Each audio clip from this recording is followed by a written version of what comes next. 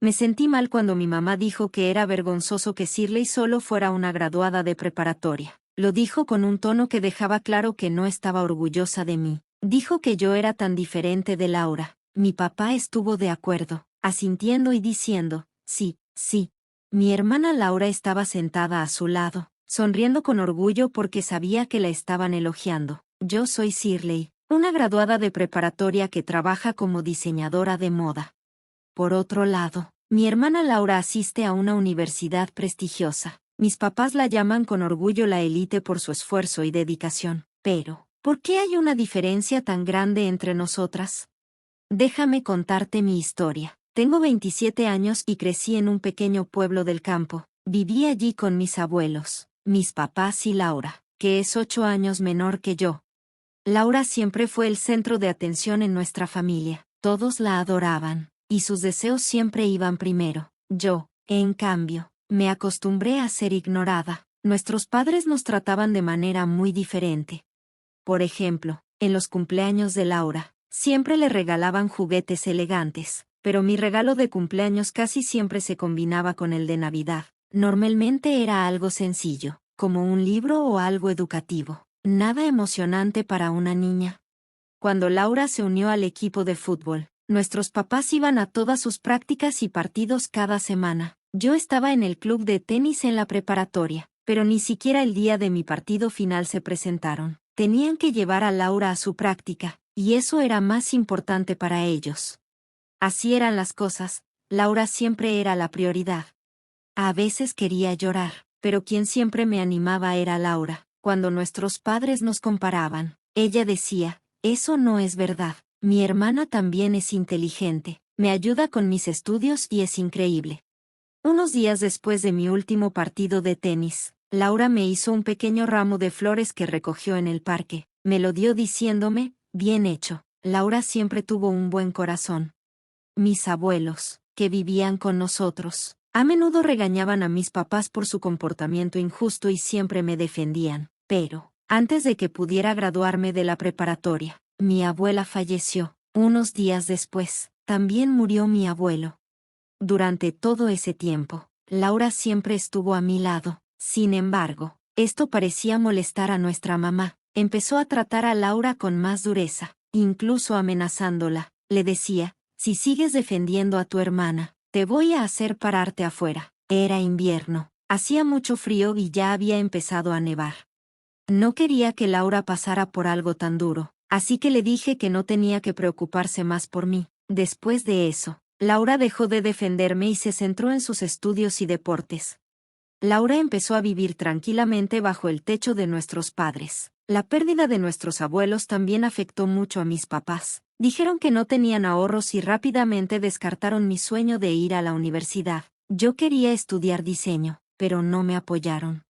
Después de terminar la preparatoria, no tuve más opción que buscar un trabajo. Aún así, no renuncié a mi sueño de trabajar en diseño. Me mudé y conseguí un empleo en una empresa que hacía una pequeña revista de moda. Mi trabajo era principalmente de oficina, pero logré convencer a mi jefe de que me dejara ayudar a los diseñadores. Trabajar en una oficina rodeada de diseñadores profesionales todos los días me abrió los ojos a la realidad de la industria. En lugar de desanimarme, esto me motivó más y fortaleció mi deseo de cumplir mi sueño. La idea de convertirme en diseñadora de moda se volvió más fuerte. Pasaba todo mi tiempo libre estudiando. Rara vez regresaba a casa, y cuando lo hacía, mis padres me recibían con comentarios fríos. Por eso, decidí concentrarme en aprender diseño los fines de semana tomando cursos en línea y usando otros recursos. Gracias a mi dedicación y esfuerzo, la empresa notó mi compromiso y finalmente me invitaron a unirme al equipo de diseño. Mi pasión por mi trabajo empezó a inspirar a los demás diseñadores, quienes generosamente compartieron conmigo materiales útiles y conexiones importantes.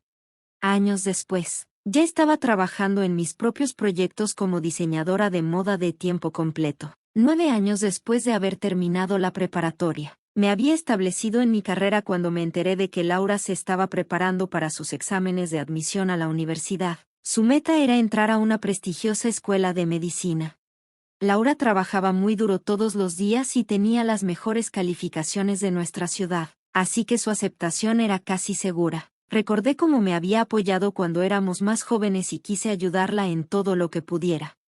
Unos meses después, Laura fue aceptada con éxito en una famosa universidad médica. Cuando escuché la noticia, me sentí muy feliz y de inmediato le dije: Laura, felicidades. Trabajaste muy duro yendo a la escuela intensiva todos los días. Eso es increíble.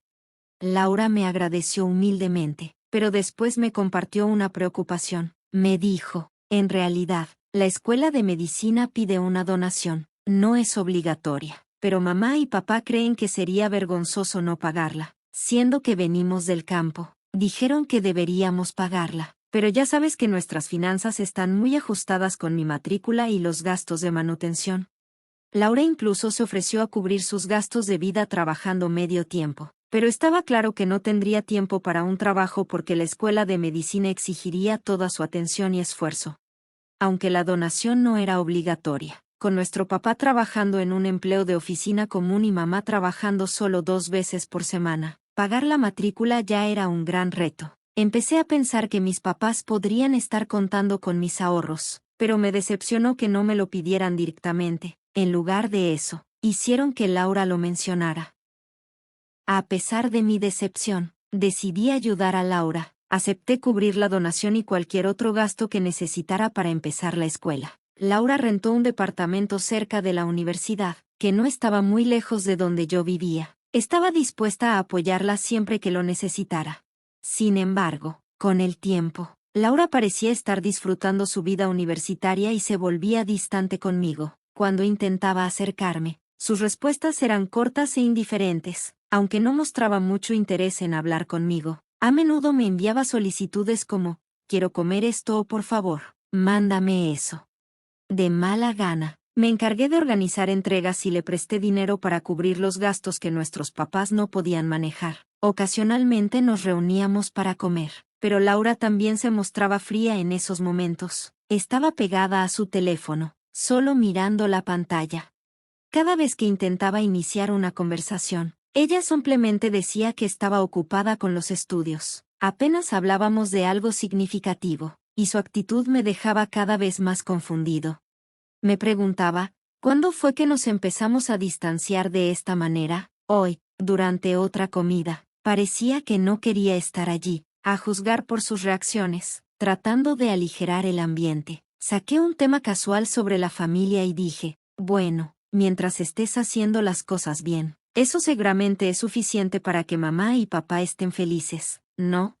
Laura de repente me miró, sonrió con frialdad y respondió: claro, soy una estudiante de medicina famosa, y tú solo eres un diseñador que apenas terminó la preparatoria. Mamá y papá no están preocupados por ti porque tu trabajo ni siquiera necesita cualificaciones. Sus palabras me hirieron profundamente. Le pregunté: ¿qué quieres decir con que no necesita cualificaciones? Ella me respondió con frialdad: exactamente lo que dije, te llamas diseñador, pero hoy en día cualquiera puede hacer eso solo con mirar. Decía cosas como: hoy en día, hasta mis amigos pueden crear sitios web fácilmente. ¿No te da vergüenza hacer un trabajo así? Tal vez deberías, al menos, obtener una certificación. Oh, pero eso podría ser difícil para alguien que solo terminó la preparatoria. Me sentí destrozada. Trabajé muy duro para llegar a donde estoy. ¿Cómo puedes decir esas cosas de mí, Laura? ¿Qué te pasa? Laura solo me miró molesta. Hizo un clic con la lengua y respondió: mamá y papá lo mencionan todos los días. Dicen que soy increíble por haber entrado a una prestigiosa escuela de medicina, pero les da vergüenza que su hija mayor sea solo una graduada de preparatoria. Incluso me dicen que debería cuidarte para que aprendas a valerte por ti misma. No te pongas celosa, ¿ok? Por eso, aunque me esfuerzo en contactarte o en venir a comer contigo, me resulta molesto. Sus palabras trajeron de golpe recuerdos dolorosos de nuestra infancia. Nuestros padres siempre nos comparaban, diciendo cosas como: Laura es inteligente y confiable, pero Shirley es torpe, tonta e inútil. Escuchar eso de nuevo ahora fue como un cuchillo en el corazón. Me sentí mareada y sofocada. Bajé la cabeza e intenté contener las lágrimas. Laura, pensando que estaba llorando, resopló y dijo: bueno, ya me voy. Se levantó rápidamente, dejó la mesa y se fue a casa. Desde que comenzó su nueva vida en la universidad, Laura se había convertido en una persona completamente diferente. Todos los elogios de nuestros padres, llamándola genio y diciendo que sería una gran doctora, parecían haber inflado su ego. Al mismo tiempo, sus comentarios despectivos hacia mí parecían haber influido aún más en su actitud. A finales de ese año, recibí un aumento en el trabajo y decidí celebrarlo con una cena en un restaurante local. Cuando se lo conté a mis papás, me dijeron que trajera a Laura a casa conmigo, así que acepté de mala gana. Había pasado tiempo desde que Laura había regresado a casa porque estaba ocupada con sus estudios y entrenamiento. Desde el momento en que llegó, mis papás apenas me prestaron atención. Esa noche se concentraron por completo en ella. Invitaron a los vecinos, a los familiares e incluso a antiguos compañeros de clase de Laura que aún vivían en la zona. Prepararon una gran fiesta con pizzas, una barbacoa en el jardín y una abundante comida. Todo fue para Laura, no para mí ni para celebrar mis logros. Estaba a punto de tomar el micrófono para explicar el verdadero motivo de la fiesta, cuando mi mamá lo agarró y dijo: «Hoy estamos aquí para anunciar que Laura ha sido aceptada en la escuela de medicina y se convertirá en una doctora respetable en el futuro». Esa fiesta se suponía que era para celebrar mi ascenso, pero las palabras de mi mamá me dejaron en shock. Intenté hablar, pero mi papá me detuvo. Entonces, Laura, alentada por toda la atención, empezó a presumir frente a todos: «Mi mamá quiere que venga a casa más seguido, pero estudiar en una prestigiosa universidad privada no es fácil, especialmente en el departamento de medicina. En la facultad de medicina, tenemos que trabajar en equipo, no solo de manera individual. Si regreso a casa, causaría problemas a los demás. Todos confían en mí cuando no entienden algo, y eso es un poco abrumador». Me deslicé silenciosamente hacia la cocina, fingiendo preparar un guiso, pero aún podía escuchar sus palabras en voz alta. Aunque no era sorprendente que nuestros papás y familiares elogiaron a Laura, su constante fanfarronería debió haber sido incómoda para los vecinos y sus antiguos compañeros de clase. Laura seguía hablando, y un vecino, cansado de escucharla, comenzó una conversación conmigo cuando saqué algunas bebidas. «Por cierto, seguro estás trabajando duro en diseño, ¿no?». Antes de que pudiera responder, Laura y nuestros papás la interrumpieron rápidamente. «Está intentándolo», dijeron, sacudiendo la cabeza, «pero no se puede esperar mucho. Es vergonzoso que Shirley sea solo una graduada de la preparatoria. Es tan diferente de Laura», agregó mi mamá con un tono de desdén. Mi papá asintió en acuerdo, diciendo: «Sí, sí», mientras Laura sonreía orgullosa, sabiendo que la estaban elogiando. En la sala había muchas personas que solo habían terminado la secundaria y estaban trabajando duro, igual que padres con hijos en situaciones similares. Mientras tanto, la comida y las bebidas se servían, y todos intentaban ser educados, pero estaba claro que se sentían incómodos. Los únicos que parecían no darse cuenta de la incomodidad eran mis papás y Laura, que se sentían cómodos en esa atmósfera desagradable. Traté de irme en silencio sin decir nada, pero Laura me detuvo. «Vienes a casa muy seguido, ¿no?». «Yo regreso con confianza porque estudio mucho todos los días, pero tal vez no te importe porque te faltan credenciales académicas y orgullo», dijo, riendo a carcajadas. Aunque mi papá le dijo: «Hey, eso no es algo bonito de decir», él también se rió un poco. Sus palabras me dejaron sin palabras y llena de ira. «Bien por ti, Laura, no tienes que preocuparte, no volveré el año que viene», dije con voz temblorosa mientras todos a nuestro alrededor nos observaban con preocupación. Dejé mi bandeja, tomé mi abrigo y mi bolso, y me preparé para irme. Laura y los demás estaban sonriendo y compartiendo miradas. «Si eso es lo que quieres, haré lo que dices. Nunca volveré», dije, aunque por dentro estaba hirviendo de ira. Mi voz salió fría, sin emociones. Ya no sentía nada por mis papás ni por Laura. Cuando dije esas palabras, me saludaron alegremente y me dijeron que no volviera nunca más. Mientras caminaba hacia la estación de autobuses, luchaba por no gritar. Volver a casa siempre había sido doloroso cuando perseguía mi sueño de convertirme en diseñadora de moda. Rara vez visitaba a mis papás, usando mis estudios como excusa, pero a medida que me establecía más en mi carrera, Aún sentía que estaba atada a ellos, sin importar cuánto me hubiera alejado de mis padres. Intenté mucho seguir adelante. Laura es mucho más joven y todavía es estudiante, así que tal vez no entienda las dificultades que he enfrentado desde que me uní a la fuerza laboral, pero mis papás deberían entenderlo. Criaron a 3 hijos y, aunque deben haber trabajado duro para lograrlo, siempre trataron a Laura como un genio por su éxito académico. La elogiaban sin cesar mientras me menospreciaban. Sus palabras todavía me dolían, no solo con ira, sino con una profunda decepción que apretaba mi corazón. Si realmente valoraban mi trabajo y mi respeto propio, no podía seguir con esta relación tóxica, aunque fueran familia. El comportamiento cruel de Laura esa noche me hizo decidir cortar todo contacto con ellos.